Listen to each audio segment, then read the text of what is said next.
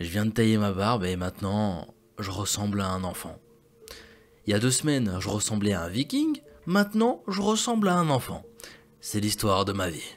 Eh bien, salam à toi mon ami, j'espère que tu vas bien et que ta famille se porte bien. Aujourd'hui, on se retrouve pour une nouvelle affaire. Et autant te dire qu'elle est particulièrement triste, pour pas changer. On va pas passer par 4 chemins et on va se plonger directement dans le contexte. N'hésitez pas à vous abonner si vous êtes nouveau et de liker pour le référencement. Maintenant, sans plus attendre mes amis, éteignez votre lumière, installez-vous bien et laissez-vous emporter par ma voix.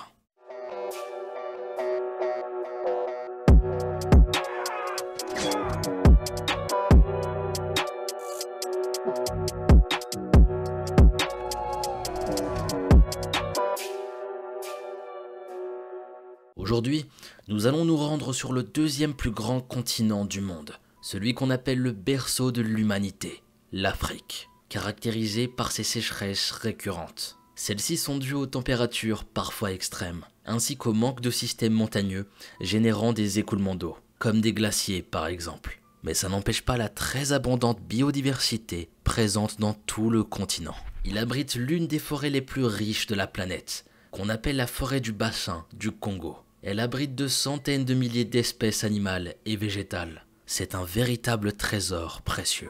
Et autant vous dire que c'est magnifique. Mais malheureusement, comme beaucoup de choses en ce monde, ce joyau est menacé par la déforestation de certains gros groupes industriels, avides de toujours plus de profit. Mais ne vous inquiétez pas, nous ne sommes pas ici pour faire de la politique. D'autant plus que si l'on en croit certains articles sur le net, ce gigantesque écosystème verrait sa déforestation diminuer depuis quelques années, ce qui est plutôt une bonne nouvelle. Mais restons tout de même vigilants sur nos pratiques en tant que consommateurs, car c'est sur notre dos que ces entrepreneurs se font pas mal de blé, bande de hamar. Bref, passons à autre chose. C'était la minute écologie, et ça fait du bien d'en parler, parce que c'est vrai qu'on n'en parle pas assez, mais bon, un peu d'écologie, ça fait du bien. Maintenant, vous en savez un peu plus sur ce continent avec cette petite intro. Bref, l'histoire d'aujourd'hui nous amène en Afrique du Sud. Et on ne va pas parler d'environnement, mais plutôt à nouveau de féminicide. C'est un sujet important qui, comme de nombreux thèmes, me tient à cœur sur cette chaîne. En Afrique du Sud, la condition des femmes est un sujet de société très sensible depuis des années. Il y a beaucoup de violence envers elles, et tout autant envers les enfants. C'est un problème qui gangrène le territoire et qui augmente. Malgré l'argent manifestement investi par le gouvernement pour essayer de le diminuer, ou même simplement de le réguler. Pour donner quelques chiffres, en 2018, c'était près de 4000 femmes et enfants assassinés, rien que dans ce pays de 57 millions d'habitants. Ce chiffre est déjà effrayant, mais il y a pire. Écoutez bien. Selon le journal Le Point, les crimes ont augmenté de plus de 50% en début d'année 2022. Et apparemment, ça ne semble pas prêt de s'arrêter. Il y a quelques années, les autorités ont initié le premier sommet présidentiel pour faire le point sur cette question. C'est une avancée dans le débat public et politique, mais il y a encore beaucoup de travail. Bien sûr, il y a les chiffres et les vies cachées derrière. C'est ce que nous souhaitons aborder ici. Combien d'entre elles ont été gâchées, volées, violées par des êtres dénués d'humanité, qui mériteraient de finir leur jour en prison? Dans cette vidéo, nous allons découvrir l'une de ces vies brutalement arrachées, sans raison. Une existence détruite à cause de l'un de ces nombreux monstres. D'un monstre qui ne possède ni éthique, ni morale, ni vertu. Voici l'histoire d'une jeune femme morte, et dont les convictions continueront de perdurer. Et ce même après sa mort. L'histoire de Yunene Mwetyana. Yunene Mwetyana est née le 20 avril 2000 à East London, dans le Cap oriental, en Afrique du Sud. Avec ses parents Noman Gwan et Philippe Mwetyana, ainsi que son grand frère Essona, elle grandit dans la banlieue de Bacon Bay. Là-bas, elle fréquente l'établissement Hudson Park, qui propose l'équivalent de la maternelle, du collège et du lycée.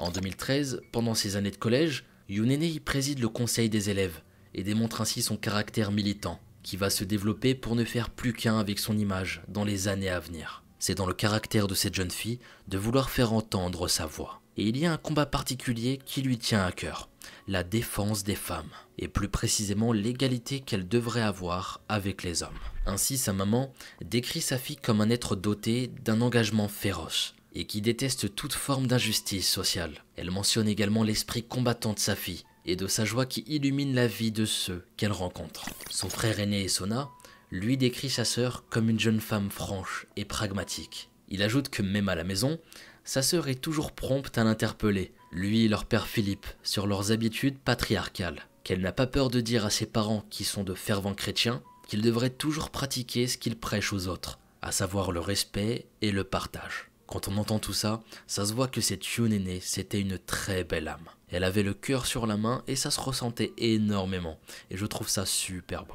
Bref, après le collège, Yunene change d'établissement pour rejoindre l'école Kingswood en 2014. Là-bas, elle y mène une vie de lycéenne épanouie. Elle y étudie la musique, développe ses capacités sportives et elle va accroître son tempérament militant. Elle est également très sociable et s'y fait beaucoup d'amis. Pour Kingswood, Yunene Mwetiana est une jeune femme passionnée. Elle est talentueuse, attentionnée et semble aimer la vie et se soucie profondément des autres comme de la justice sociale. Vous l'avez compris, Yunene est quelqu'un qui sait se démarquer de la foule. En 2018, elle quitte Kingswood pour rejoindre l'université du Cap, sur la côte ouest d'Afrique du Sud, à plusieurs heures de route de sa ville natale. Elle étudie là-bas dans une filière de médias et de cinéma, mais son objectif à terme serait, semble-t-il, devenir avocate. Yunene entre ensuite à l'université du Cap dans la section cinéma et médias. Au vu de sa personnalité et de son potentiel, il ne fait aucun doute qu'elle pourra y parvenir. Mais malheureusement, le sort va en décider autrement. Son destin va être scellé, le jour où elle va décider de se rendre dans un bureau de poste d'une ville toute proche, Clermont. L'existence de Yunene va basculer à cause d'un colis qu'elle a commandé.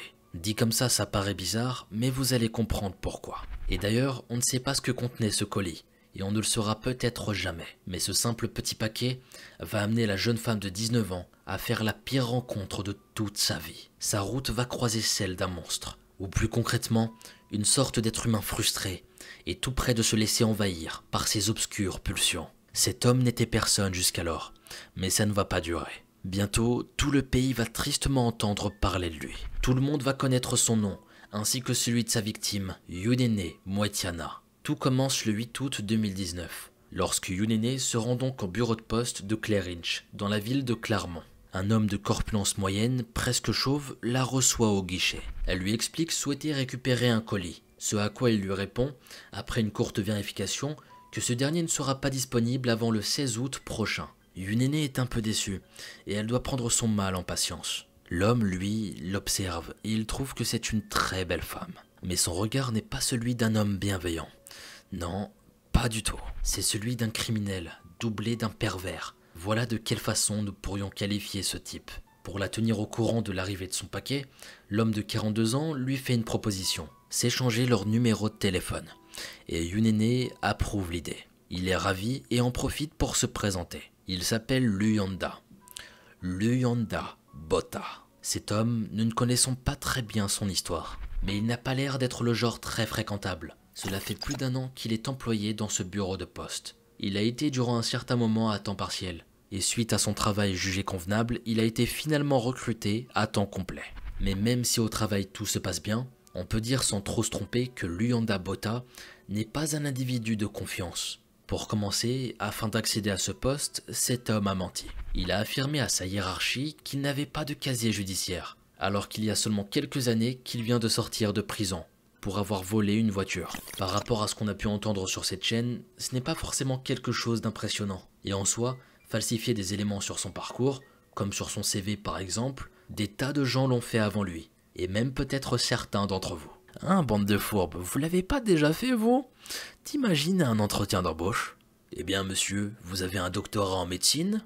Simple curiosité alors, qu'est-ce que la dégénérescence hépatolenticulaire, s'il vous plaît? Quoi? Je vous permets pas de me poser une question pareille. Oui, je suis un gros mytho. Que voulez-vous, je suis un gros menteur, un médecin de Wish. Je suis sûr que c'est déjà arrivé ce genre de choses. Mentir sur son CV et s'en prendre plein la gueule. Le mec, tu pensais que c'était un expert en plein de choses, mais au final, il ne connaît rien du tout. C'est un escroc, le fourbe. Bref, on se reconcentre. Luyanda a passé 5 années derrière les barreaux, et en a accompli 3 avec sursis. On pourrait se dire que sa peine est faite, qu'il a payé sa dette à la société, et qu'il pourrait enfin passer à autre chose. Ce serait un moindre mal, surtout que la prison a dû être fatigante pour lui. Et il est probable, comme de nombreux anciens détenus, qu'il ne souhaite pas y retourner. Par la suite, il est parvenu à se réinsérer, à travailler, gagner sa vie et redevenir anonyme. Les choses auraient pu continuer ainsi, mais c'était sans compter cette journée, cette rencontre, et surtout cette pulsion destructrice et autodestructrice. Oui, car obtenir le numéro de téléphone d'une belle jeune fille comme Yunene, c'est quelque chose d'agréable pour l'ego de Luyanda. Ça a quelque chose de galvanisant, un peu comme si une sorte de proximité, même aussi dérisoire soit-elle, s'était subitement installée. Elle lui a donné sa confiance si facilement. Après cet échange, la jeune femme finit par s'en aller. Comme elle l'a signifié, elle reviendra bientôt. Environ 2 semaines plus tard, le 24 août 2019 vers 14 h, Yunene se rend donc de nouveau au bureau de poste. Arrivé sur place, c'est de nouveau Luyanda Botha qui la reçoit avec le sourire. Le colis est a priori là, mais il ne peut présentement pas encore lui remettre. La cause, c'était l'électricité qui était coupée temporairement. C'était très ennuyeux. On est un samedi et le bureau devrait être déjà fermé pour le week-end. Yunene devine qu'elle n'aura pas encore ce qu'elle a commandé et que ce sera reporté à la semaine prochaine. La livraison était déjà relativement longue et ce n'est visiblement pas encore fini. Mais l'ex-prisonnier a une idée derrière la tête. Pour faire mine d'arranger Yunene, il lui suggère de repasser dans l'après-midi. Il prétexte que le souci électrique sera sûrement arrangé d'ici là et qu'elle pourra récupérer enfin son colis. Mais arrêtons-nous quelques secondes sur ce qui vient de se passer. Déjà, normalement le samedi, le bureau de poste n'est censé ouvrir ses portes que de 8 h jusqu'à 13 h. Au moment où Yunene s'y présente, il est déjà 14 h. Pourtant, le fameux Luyanda y est encore présent avec une de ses collègues. Et en plus, il ne semble pas refuser d'accueillir un client. C'est vrai, on sait tous que certaines personnes sont souples avec les horaires de travail. Bon, en France, une poste ouverte 1 heure après sa fermeture officielle, c'est très rare, voire inexistant. Mais premièrement, nous sommes en Afrique, et deuxièmement, chacun a sa façon de travailler. Donc peut-être qu'ici, elle ne se doutait de rien. Mais ce qui est plutôt difficilement explicable, c'est la raison pour laquelle Luyanda Botha lui demande de repasser plus tard, c'est-à-dire plusieurs heures après la fermeture de l'établissement. Ça, c'est quelque chose de plutôt inhabituel. Quelques heures en week-end, c'était beaucoup trop. Déjà que la plupart des gens, après avoir terminé le travail, ils ont qu'une hâte, c'est de rentrer chez eux. Là, ça sentait clairement pas bon. On voyait qu'il préparait quelque chose de bizarre, c'était sûr. Mais certaines sources rapportent que malgré que le bureau soit fermé l'après-midi ce jour-là, certains employés peuvent y rester pour travailler, sans recevoir de public. Et très loin de se douter de la tournure que vont prendre les événements, Yunene accepte sa proposition. Et pourquoi pas après tout? C'est ce qu'elle devait sûrement se dire. Et surtout, ça lui permettra de ne pas attendre lundi prochain, parce qu'elle aura sûrement d'autres choses à faire. Après que Yunene soit reparti, Luyanda Botha s'adresse à sa collègue. Il lui propose de partir plus tôt cet après-midi, qu'il se débrouillera avec ce qu'il reste de travail. En d'autres termes, il veut être seul lorsque sa jeune cliente reviendra. Qui aurait pu prédire ce qui arriverait? Personne ne se méfie des services publics en général. Qui aurait pu se douter de l'employé de poste qui d'habitude vous aide à affranchir votre lettre? Personne. Et croyez-moi, c'est le dernier endroit où on imaginerait se faire attaquer, voire perdre la vie. Plus je raconte cette histoire, plus je me dis, mais on peut devenir hyper paranoïaque, sérieux. Imagine, tu vas à ta boucherie, tu commandes un peu de beefsteak, je sais pas moi, plein de petites choses, mais tu ressors avec un bras. Ton boucher vient de te couper le bras, parce que tu l'as énervé. Je suis en train de partir dans tous les sens, mais c'est pour dire à quel point, je sais pas, tu voulais juste acheter de la viande, ou tu voulais juste récupérer ton colis, mais tu t'attends pas à perdre la vie, sérieux? Tu t'attends pas à te faire attaquer par des fous furieux, c'est totalement absurde. Donc ici, elle n'aurait jamais pu se douter de quoi que ce soit. Et même nous à sa place, franchement, on aurait fait la même erreur. Enfin bon, faites attention à vous mes amis, et c'est encore une leçon qui nous montre qu'il ne faut pas faire confiance à n'importe qui. Et malheureusement, Yunene n'aura pas cette chance. À partir du moment où elle sort du bureau de poste, les heures pour elle sont désormais comptées. Pourtant, tout ce qu'elle voulait, c'était récupérer son colis. De son côté, toute l'après-midi, l'employé de poste réfléchit à ce qu'il va faire. Quelques heures plus tard, un minibus se gare près du bureau de poste. Comme promis, Yunene est de retour. Luyanda l'invite à entrer, et c'est ce qu'elle fait. Les voici face à face. Luyanda commence à lui parler, mais pas de son colis. Il lui fait des avances, des propositions sexuelles. Yunene ne répond rien, et semble afficher une mine effrayée. À un moment donné, Luyanda met son plan à exécution. Il passe derrière elle et ferme la porte. Ensuite, il attrape la jeune fille par la taille, pour la rapprocher de lui de force. Pour se défendre, Yunene se met à se débattre. Cela énerve Luyanda qui commence à lui mettre des coups. Elle réussit à courir jusqu'à la porte, mais il la rattrape et la jette par terre. Puis il l'attrape par quelque chose, peut-être un vêtement ou ses cheveux, pour l'emmener dans le coffre-fort. Une fois à l'intérieur, quelques minutes durant, Luyanda la maltraite sans éprouver de remords. Il la frappe, l'étrangle, Yunene se défend comme elle peut. Mais son adversaire est plus fort, plus lourd, plus déterminé. Elle finit par tomber dans les pommes. Luyanda reprend son souffle, la déshabille et l'agresse sexuellement. Au milieu de cet acte de barbarie, la jeune femme reprend conscience. Difficile d'imaginer ce qu'elle doit éprouver. Elle recommence à s'agiter, envoie des coups de poing, des coups de pied. Luyanda se lève alors pour aller près du bureau. Il s'arme de quelque chose, une balance de 2 kilos, celle utilisée pour peser les lettres et les paquets. Puis il revient vers Yunene pour l'abattre sur sa tête. Cette fois-ci, le coup est fatal et elle meurt sur le coup. Après son acte d'une violence inouïe, Luyanda aurait enfermé son corps dans le coffre-fort, puis décidé de la laisser là, le temps de trouver une solution pour s'en débarrasser plus tard, discrètement. Luyanda Botha vient de commettre l'irréparable.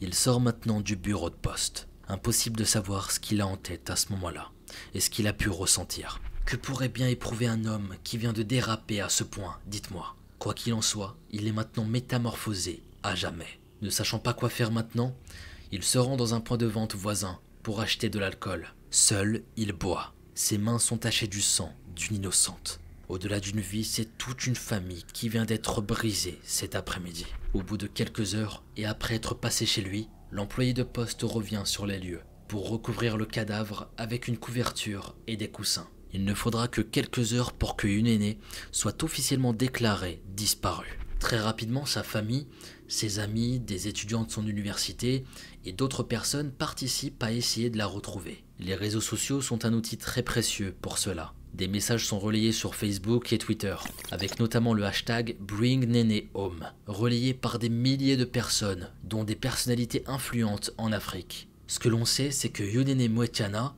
aurait été aperçue pour la dernière fois à Clermont. Elle serait descendue d'un minibus devant le bureau de poste de Clarinch. Tous ces gens qui se mobilisent, ça apporte un certain réconfort à la famille. Et sur internet, des messages tels que celui-ci sont relayés. Madame Yunene Mwetiana, une étudiante de première année, aurait été vue pour la dernière fois le 24 août 2019. Elle aurait quitté Roscommon House, une résidence hors campus de Clermont, et ce vers 14 h. Elle aurait ensuite été vue vers 17 h près d'un salon de coiffure à Mowbray.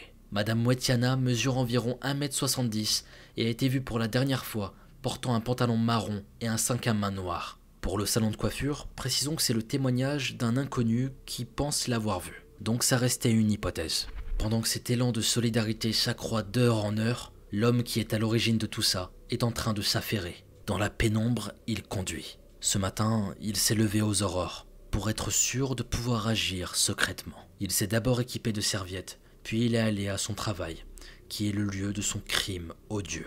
Nous sommes le 25 août 2019. Aujourd'hui c'est dimanche et personne ne viendra le déranger. À l'intérieur du coffre-fort gît toujours Yunene, enveloppée dans sa couverture. Luyanda commence par nettoyer son sang, qui macule le sol, et son corps. Puis au bout d'un certain temps, une fois qu'il estime que la voie est libre à l'extérieur, il la met dans un grand sac postal, et il la charge sur son épaule avant de la placer à l'intérieur de sa voiture. Son objectif maintenant, chercher un endroit où cacher le corps. Il tourne dans plusieurs rues, s'engage sur une voie rapide, puis finit par s'arrêter près d'une ancienne voie ferrée. Là, il est à l'Angletu West, à environ une quarantaine de minutes du bureau de poste.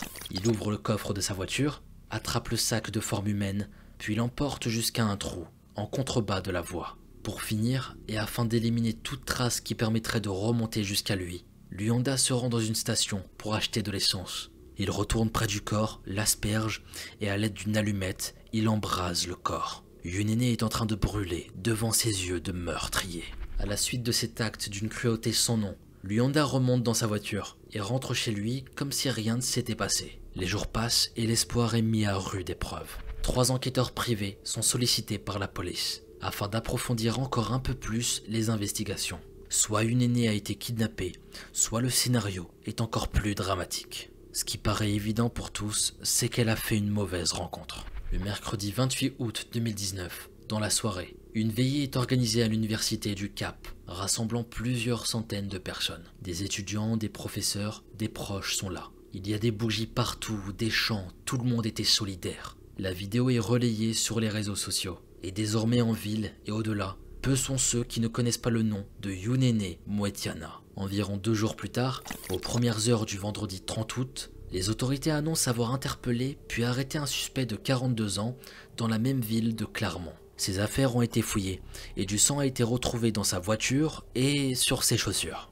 Il se trouve qu'il est employé du bureau de poste de Clermont, là où la jeune femme a été vue pour la dernière fois avant de disparaître. Mais ce n'est pas tout. La poste a également été fouillée et des traces de sang sont encore visibles. Pour s'ajouter à cela, à peine quelques jours auparavant, le 26 août exactement, un cadavre carbonisé avait été retrouvé près d'une ancienne voie ferrée. Pendant l'arrestation de Luyanda, des tests ADN et une autopsie sont encore en cours. Et tout ça dans le but d'identifier le corps qui est méconnaissable. C'est une épreuve de plus pour la famille Mwetiana, qui pour des besoins de comparaison, doit se soumettre à des tests ADN. Peu à peu, les pièces à conviction se révèlent et s'accumulent. Mais encore faut-il, tel un puzzle, les assembler de la bonne manière pour tout comprendre. Quoi qu'il en soit, Luyanda est maintenant le principal suspect. Et le doute est peu permis quant à sa culpabilité. Ce dernier consulte son avocat qui lui annonce la couleur.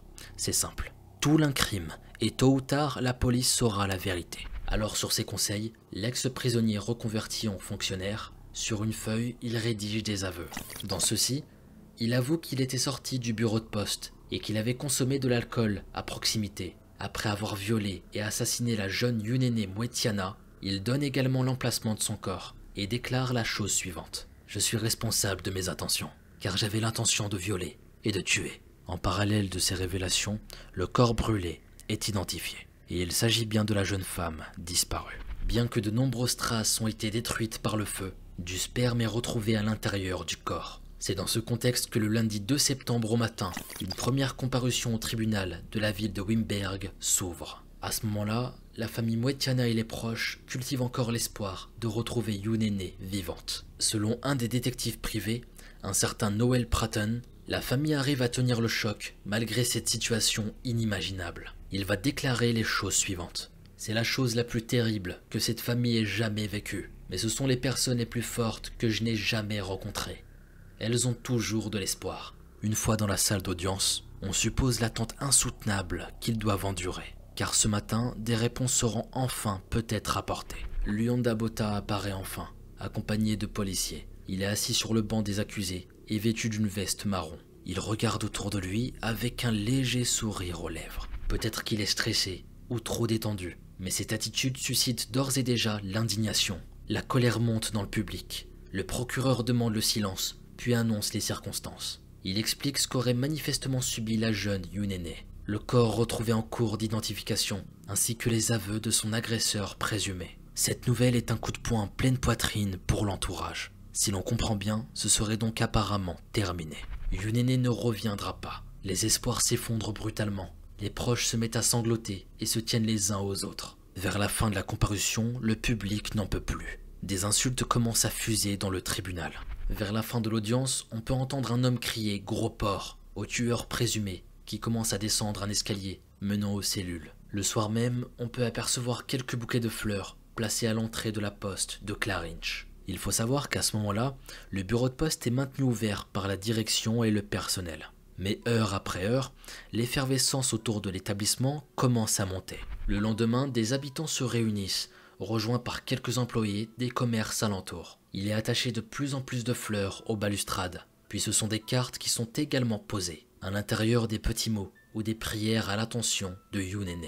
L'émotion est très forte. Une enfant innocente de la communauté a été perdue. Si certains rendent leur hommage dans le silence, d'autres s'indignent. Une habitante se demande pourquoi le bureau de poste reste ouvert, malgré le caractère récent de cette tragique histoire. Selon ses mots, un homme a violé et tué dans cet endroit il y a à peine quelques jours. Pourtant, des travailleurs continuent d'y remplir leurs tâches quotidiennes, comme si rien ne s'était passé. C'est lugubre en plus d'être inapproprié. Et on peut comprendre son emportement ici. C'est dans ce contexte que l'établissement finit par fermer.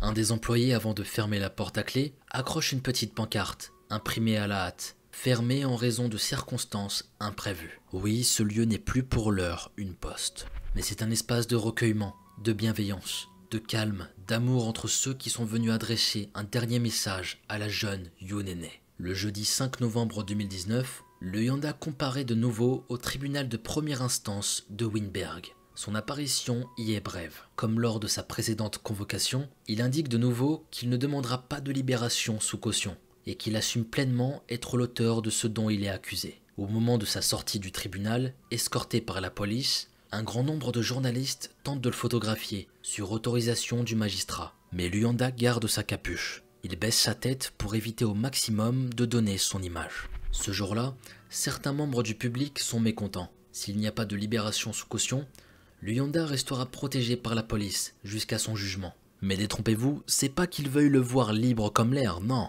Ce qu'ils souhaitent, c'est de se faire justice eux-mêmes, lui infliger la même souffrance que celle qu'il a fait endurer à Younene. Ainsi, dans la foule en colère, on peut entendre des voix s'élever, l'insultant et voulant l'attraper. Au même moment, une poignée de manifestants sont rassemblés devant le tribunal de première instance de Wynberg. Ils sont là pour rendre hommage, et aussi pour dénoncer l'atrocité du crime comme son caractère sexiste. Pour la justice, c'est acté. Luyanda Botha est bien le meurtrier. Il ne reste qu'à rassembler tous les éléments, puis à le juger une fois pour toutes. Le 15 novembre 2019, son procès final est ouvert. Diffusé en direct sur internet, il dure environ 50 minutes et il est encore disponible actuellement. Pendant toute la durée de la procédure, Luyanda est debout, entouré de la police, des avocats ainsi que des proches de Younene.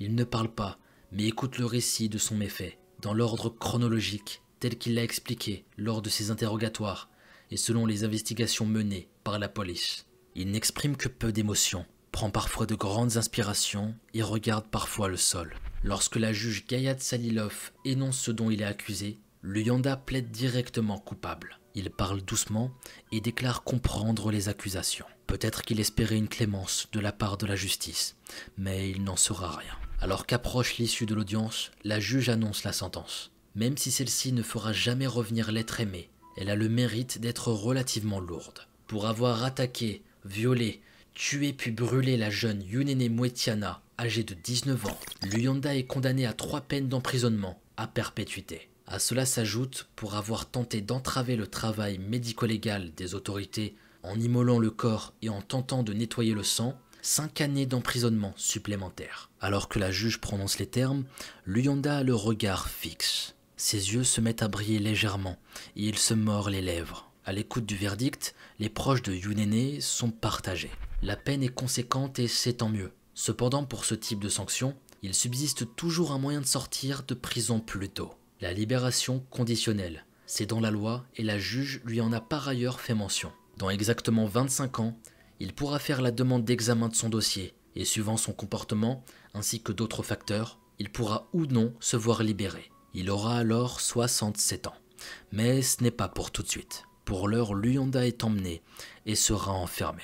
Peu de temps plus tard, lors des funérailles de Younene dans sa ville natale de Bacon Bay, Nomangwan, sa maman, annonce dans une lettre écrite pour sa fille qu'elle créerait une fondation en son honneur afin de continuer à faire appliquer ce à quoi Younene croyait, à savoir mettre fin à la violence sexiste ainsi qu'à la quête de l'égalité des sexes. C'est ainsi que la fondation Younene Mwetiana est créée en 2019. Son but primordial, rendre autonomes les jeunes femmes et lutter contre la violence sexiste. Son site officiel, younenefoundation.co. Il propose également des services en ligne, comme celui de pouvoir chatter avec un psychologue, entre autres. Cette fondation œuvre en collaboration avec le collège Kingswood et l'université du Cap, 2 écoles que Younene a fréquentées. Ainsi, Younene ne sera pas morte en vain.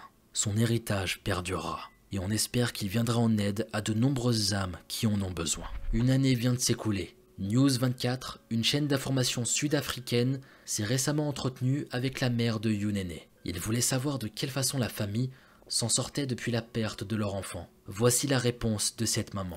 Les 12 derniers mois, depuis le décès de Younene, n'ont pas été faciles pour nous, en tant que famille. La période a été caractérisée par d'innombrables nuits blanches. Cela a été une montagne russe émotionnelle, un mélange d'émotions allant de la douleur, de la tristesse, de la colère et de la frustration. Nomangwan, la mère, continue en disant que sa famille vit au jour le jour. qu'ils réalisent peu à peu cette perte et que c'est quelque chose qu'ils doivent accepter.